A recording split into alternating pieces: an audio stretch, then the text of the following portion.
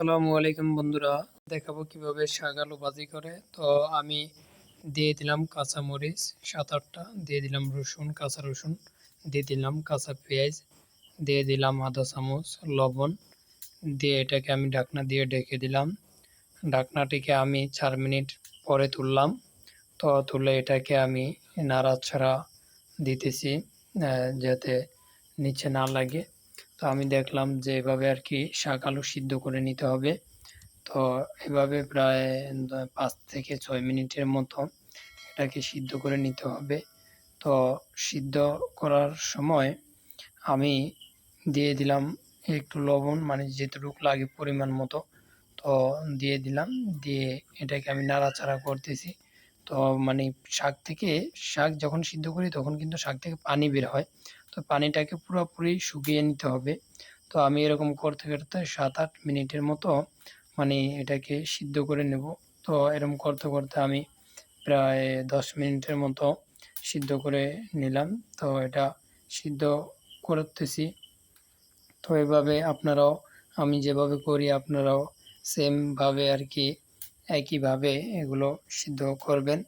তো আমার সিদ্ধ প্রায় শেষের দিকে আর কি। তো পানিটা যখন শুকিয়ে যাবে তখন এটা নামিয়ে নিতে হবে। তো আমার এটা দেখলাম যে সিদ্ধ হয়ে গিয়েছে এবং পানিটা নিচে প্রায় মানে শুকিয়ে যাইতেছে আর কি। তো এভাবে দেখতেছি যে আমার শাক আলু সিদ্ধ হয়ে গিয়েছে। তো হয়ে গিয়েছে, তো আমি কড়াইতে দিয়ে দিলাম তেল, দিয়ে দিলাম জিরা, দিয়ে দিলাম 2টো শুকনো মরিচ, দিয়ে দিলাম রসুন, দিয়ে দিলাম পেঁয়াজ, দিয়ে এটাকে আমি 1 থেকে 2 মিনিটের মতো ভেজে নিব। ভেজে নিয়ে এর এটাকে আমি ভেজে নিব, একটু বাদামি রং করে নিব। এরকম বাদামি রং হয়ে গিয়েছে, আমি আধা চামচ হলুদ দিয়ে দিলাম, দিয়ে এটাকে আমি 1 থেকে 2 মিনিট এটাকে আমি ভেজে নিলাম। দিয়ে দিলাম সিদ্ধ করা শাক আলু, এর মধ্যে আমি দিয়ে দিলাম, দিয়ে এটাকে আমি নাড়াচাড়া করতেছি। তো আমি যেভাবে এটাকে নাড়াচাড়া করতেছি আপনারাও করবেন। আসলে একটি কথা হলো, আপু এবং ভাইয়েরা যে যেখান থেকে ভিডিওটি দেখছেন আপনারা দেখেন এবং শিখেন, আর আমার ভিডিওগুলো দেখবেন, এটাই আমার উদ্দেশ্য। কারণ একটা ভিডিও তৈরি করতে এবং বানাইতে আসলে অনেক সময় লাগে। তো আমি আশা করি আপনারা দেখেন ভিডিওগুলো। তো আমি এরকম করতে করতে 5 থেকে 6 মিনিট এটাকে আমি ভেজে নিলাম। তো আপনারাও আমি যেভাবে করি এভাবে ভেজে নেবেন।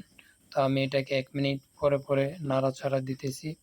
আর ভাজি করার সময় আগুনের হিটটা একটু কম রাখতে হবে, কারণ ভাজি করার সময় আগুনের হিট বেশি হলে লেগে যাওয়ার সম্ভাবনা বেশি থাকে। তো আমি আগুনের হিটটা কমিয়ে নিলাম। তো আমি এটাকে এরম করতে করতে 10 থেকে 11 মিনিট এটাকে আমি ভেজে নিলাম। তো আপনারা ওইভাবে ভেজে নেবেন। তো আমার ভাজি করা প্রায় শেষের দিকে শাক আলু। তো আমার শাক আলু ভাজি করা হয়ে গিয়েছে।